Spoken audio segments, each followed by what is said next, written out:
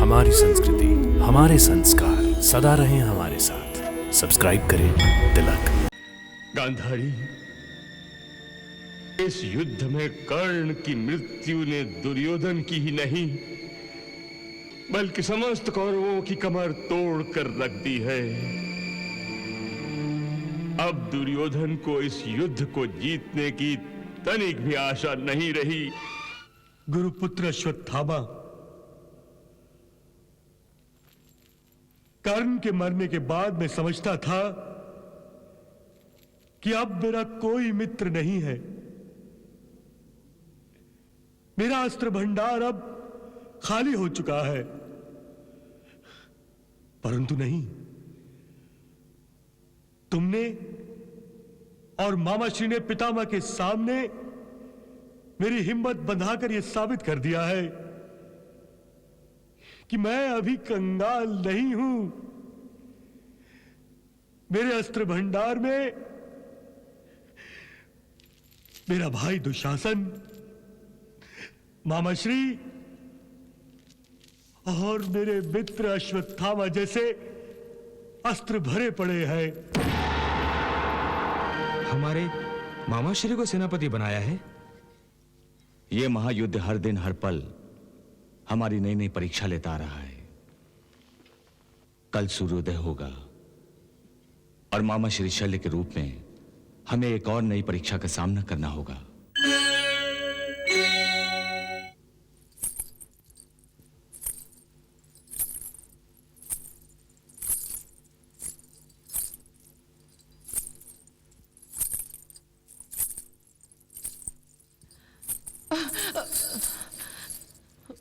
महाराज, महाराज, गांधारी, किस सोच में डूबे थे महाराज? भविष्य के अंधकार में डूबकर हम अपने लाडले पुत्र दुर्योधन के भविष्य को पढ़ने का प्रयास कर रहे थे। परंतु गांधारी, मैं तो अंधा हूं, फिर मैं दुर्योधन के भविष्य को कैसे देख सकता हूं? महाराज, भविष्य और प्रारब्ध की लेखनी तल की नहीं, केवल मन की आंखों से पढ़ी जाती है। तुम ठीक कह रही हो गांधारी। आज मुझे इस कटु सत्य का एहसास हो गया कि मैं तन से ही नहीं, मन की आंखों से भी अंधा हूं। मैं पूर्ण अंधा हूं गांधारी, पूर्ण अंधा, पूर्ण अंधा। यदि ऐसा न होता तो मैं दुर्योधन के भविष्य को अवश्य पढ़ लेता और उसे इस महाभयंकर युद्ध के लिए कभी अनुमति न देता। गांधारी, इस युद्ध में कर्ण की मृत्यु ने दुर्योधन की ही नहीं बल्कि समस्त कौरवों की कमर तोड़ कर रख दी है। अब दुर्योधन को इस युद्ध को जीतने की तनिक भी आशा नहीं रही।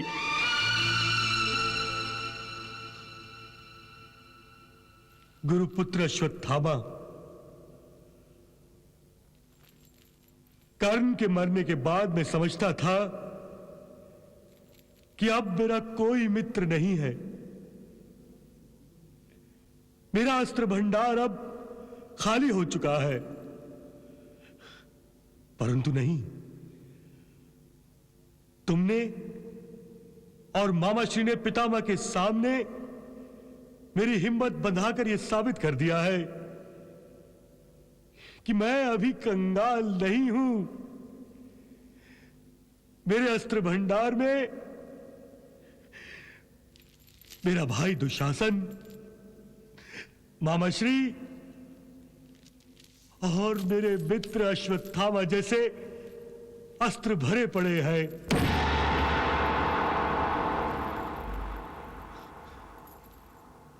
अश्वत्थामा, आज तुमने निराशा के अंधेरे में अपनी हिम्मत और साहस से मेरे मन में जो उजाले की ज्योत जगाई है,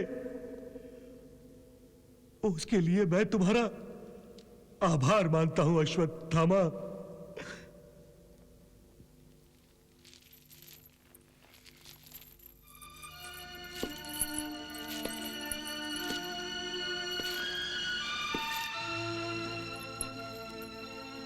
मैंने आप पर कोई उपकार नहीं किया है युवराज, और यदि मैं कुछ भी करूं, आपके लिए अपने जीवन का त्याग भी कर दूं, तो भी कोई उपकार नहीं होगा युवराज। हाँ युवराज।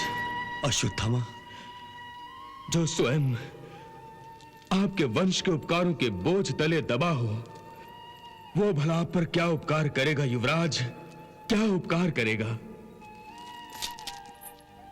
परंतु मेरे वंश ने तो तुम्हारे ऊपर कोई उपकार नहीं किया है अश्वत्थामा।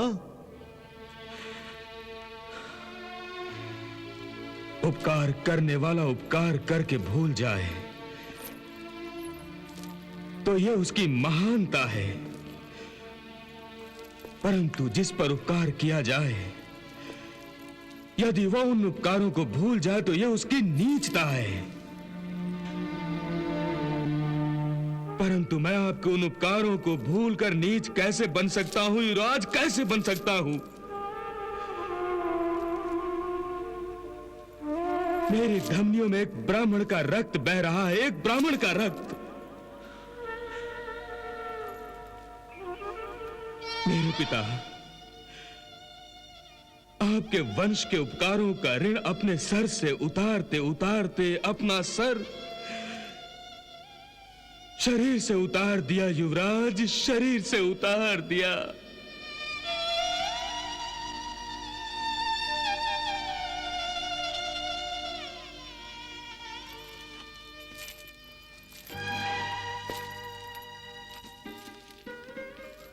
न जाने तुम किस ऋण की बात कर रहे हो अश्वत्थामा।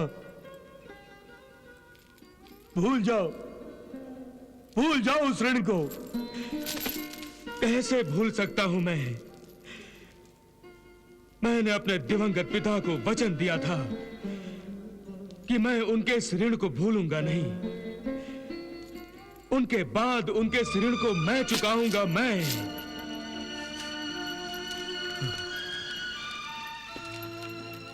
उन्होंने ही तो बताया था मुझे कि हमारा परिवार दरिद्रता का मारा हुआ था। इसी कारण मेरे पिता मुझे बचपन में दूध तक नहीं पिला सकते थे।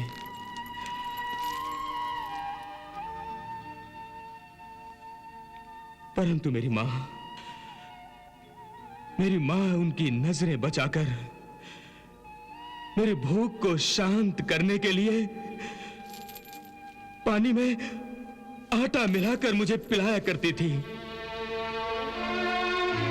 उसका केवल एक कारण था कि मेरे पिता ब्राह्मण थे और ब्राह्मण कभी किसी का दास नहीं बन सकता था।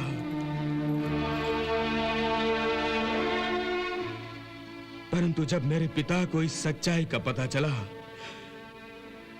तो उन्होंने इस ब्राह्मणों की परंपरा को ही त्याग दिया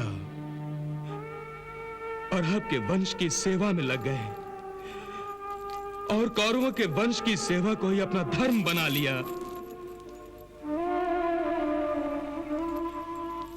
युवराज, एक दरिद्र ब्राह्मण की जब किसी ने मदद नहीं की थी तब आपके परिवार ने की थी। इसलिए पिताश्री के बाद मेरे जीवन में तुम्हारा स्थान ही महत्वपूर्ण है। इसलिए तुम्हारा यह अश्वत्थामा केवल तुम्हारे लिए ही तो जी रहा है।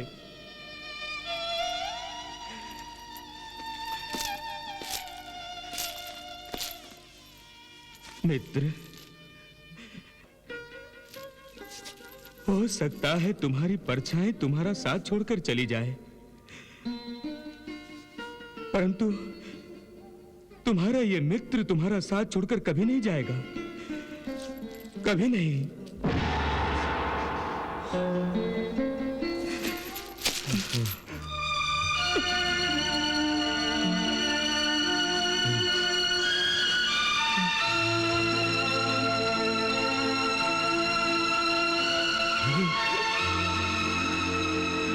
मेरा मित्र कर्ण मिल गया मुझे, मेरा मित्र कर्ण।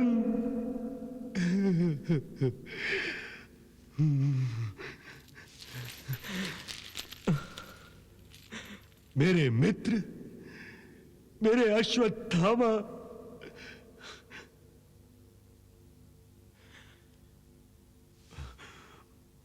मामा श्री,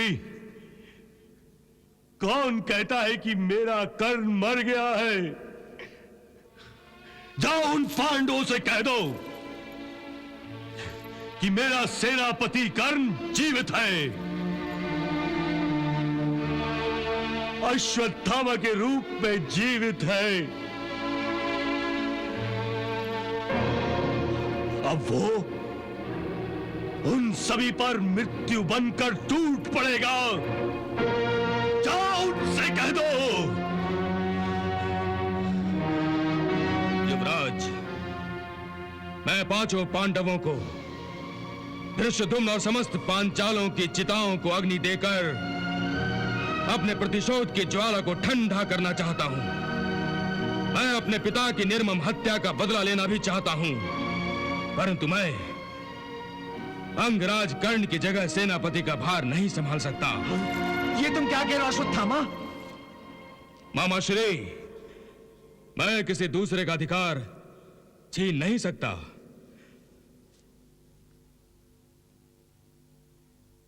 मित्र, तुम मदराज शल्य को भूल रहे हो मित्र। महाबलवान, परम प्रतापी, अस्त्र शस्त्र संपन्न योद्धा है मदराज शल्य। पांडवों के मामा होने के बाद भी मदराज शल्य अपने भांजों के विरुद्ध हमारे पक्ष से युद्ध कर रहे हैं। साक्षात अपने मामा के विरुद्ध युद्ध करना पांडवों के पक्ष में आसान नहीं होगा। भ्राताश्री, मेरे विचार से हम मद्रराज शल्य के नेतृत्व में पांडवों पर विजय प्राप्त कर सकेंगे। हाँ भांजी, गुरुपुत्र अश्वत्थामा ठीक ही कह रहा है।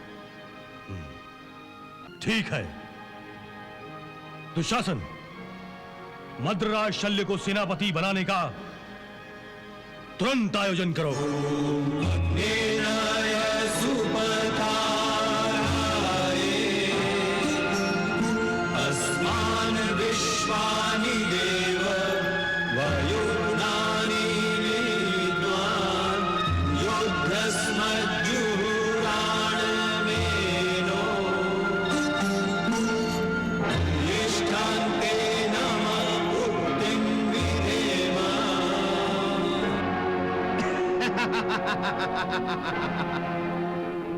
मद्रराज शल्य, पितामह भीष्म, आचार्य द्रोण और अंगराज कर्ण के बाद आज आप कौरवों के सेनापति बन गए हैं।